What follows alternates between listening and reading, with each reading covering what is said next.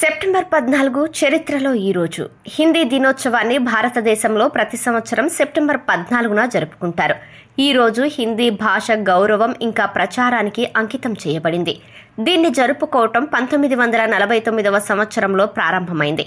స్వాతంత్ర్యం తరువాత భారత రాజ్యాంగ సభ భారతదేశ అధికారిక భాషపై చర్చించింది. దేశంలో చాలా భాషలు మాట్లాడేవారు. అందువల్ల దేశంలోని జనాభాలో ఎక్కువ భాగం మాట్లాడే ఇంకా అర్థం చేసుకునే భాషను ఎంచుకోవటం అవసరం. 1949 సెప్టెంబర్ 14న రాజ్యాంగ సభ దేవనాగరి లిపిలో వ్రాయబడిన హిందీని భారతదేశ అధికారిక భాషగా ఆమోదించింది. ఈ రోజు హిందీ అభివృద్ధికి ఇంకా దాని వ్యాప్తికి అంకితం చేయబడింది. ఇంకా దీనిని హిందీ దినోత్సవంగా జరుపుకోవాలని నిర్ణయించారు. హిందీ దినోత్సవాన్ని జరుపుకోవటం ప్రధాన లక్ష్యం హిందీ భాష ప్రాముఖ్యతను వివరించడం, దాని ప్రచారాన్ని ప్రోత్సహించడం, ఇంకా దానిని జాతీయ ఐక్యతకు చిహ్నంగా మార్చడం. ఈ రోజున వివిధ కార్యక్రమాలు నిర్వహించబడతాయి. ఇందులో వ్యాసరచన పోటీలు, కవితా సదస్సులు, హిందీ ప్రచారానికి సంబంధించిన చర్చలు, ఇంకా సాహిత్య కార్యకలాపాలు ఉంటాయి. హిందీ దివాస్ ప్రతి సంవత్సరం సెప్టెంబర్ 14న భారతదేశం అంతటా గొప్ప ఉత్సాహంతో జరుపుకుంటారు.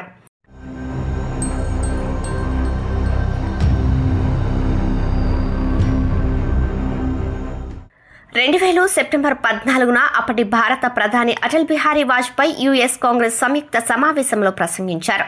అమెరికా కాంగ్రెస్ సంయుక్త సమావేశంలో ప్రసంగించిన 4వ భారత ప్రధాని వాజ్పేయి కావటం చారిత్రాత్మక సందర్భం. ఆయనకు ముందు భారత తొలి ప్రధాని పండిట్ జవహర్లాల్ నెహ్రూ, మాజీ ప్రధాని రాజీవ్ గాంధీ, పివి నరసింహారావు అమెరికా కాంగ్రెస్లో ప్రసంగించారు. ఆయన ప్రసంగం భారతదేశం యుఎస్ సంబంధాలను మరింత బలోపేతం చేసింది. ఇంకా రెండు దేశాల మధ్య పరస్పర సహకారం కొత్త కోణాలను స్థాపించింది.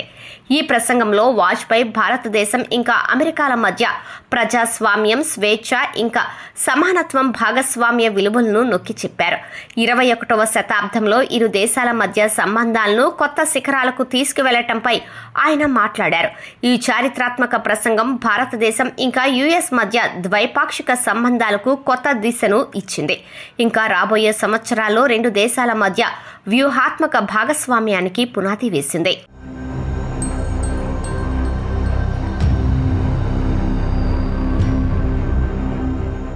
1989 సెప్టెంబర్ 14న 59 ఏళ్ల భారతీయ జనతా పార్టీ నాయకుడు ఇంకా కశ్మీర్ పండిట్ టీకాలాల్ తప్లూ శ్రీనగర్లో పట్టపగలు దారుణ హత్య చేయబడ్డారు. ఈ సంఘటనతో జమ్మూ కాశ్మీర్లో కాశ్మీరీ పండిట్ల హత్యల సుదీర్ఘమైన ఇంకా బాధాకరమైన కాలం ప్రారంభమైంది. కాశ్మీరీ పండిట్ సమాజంలోని 97% మంది తరువాతి కొన్ని సంవత్సరాల్లో కాశ్మీర్ లోయ నుండి పారిపోయారు. టీకాలాల్ తప్లూకు బీజేపీతో సంబంధం లేకుండా ఆర్ఎస్ఎస్లో కూడా లోతైన మూలాలు ఉన్నాయి. 1989 సెప్టెంబర్ 12న చింక్రాల్ ప్రాంతంలో టీకాలాల్ తప్లూను హత్య చేసేందుకు విప్లయత్నం జరిగింది. ఆ తర్వాత ఉగ్రవాదులు విజయం సాధించారు. తప్లూ జమ్మూ కాశ్మీర్ హైకోర్టుకు వెళ్లినప్పుడు 3 ఉగ్రవాదులు ఆయనపై అత్యంత సమీపం నుంచి 8 రౌండ్లు కాల్పులు జరిపారు.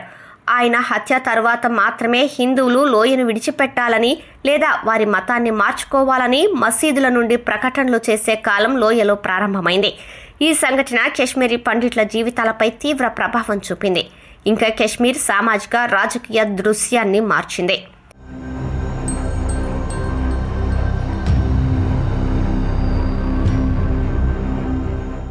లార్డ్ విలియం బెంటిక్ 1774 సెప్టెంబర్ 14న బ్రిటన్లో జన్మించారు. Lord Bentinck British India governor general ఇంకా సతీ ఆచారాన్ని రద్దు చేయడంలో ముఖ్యమైన పాత్ర పోషించారు. సతీ అనేది ఒక వితంతువు తన భర్త మరణానంతరం అతని అంత్యక్రియల చితిలో బలవంతంగా ఆత్మహత్య చేసుకున్నది. ఈ ఆచారం భారతీయ సమాజంలో అత్యంత అమానవీయంగా పరిగణించబడింది. ఇంకా అనేక మంది సంఘ సంస్కర్తలు దీనికి వ్యతిరేకంగా తమ స్వరాన్ని పెంచుకున్నారు. లార్డ్ బెంటిక్ సతీ ఆచారాన్ని ముగించాలని నిశ్చయించుకున్నారు. 1829లో లార్డ్ బెంటిక్ సతీ ఆచారాన్ని రద్దు చేయడానికి సతీ నిషేధ చట్టం అని పిలిచే ఒక చట్టాన్ని ఆమోదించారు. ఈ చట్టం ప్రకారం సతీ ఆచారం చట్టవిరుద్ధంగా ప్రకటించబడింది. ఇంకా ఆచారణను అంతం చేయడానికి చట్టపరమైన ఇంకా పరిపాలన చర్యలు అమలు చేయబడ్డాయి. లార్డ్ బెంటిక్ కృషి కారణంగా సతీ ఆచారం సమర్థవంతంగా నిషేధించబడింది. ఇంకా ఈ అభ్యాసం క్రమంగా భారతదేశంలో ముగిసింది. ఆయన అడుగు భారతీయ సమాజంలో ఒక ముఖ్యమైన సామాజిక మార్పుగా పరిగణించబడుతుంది.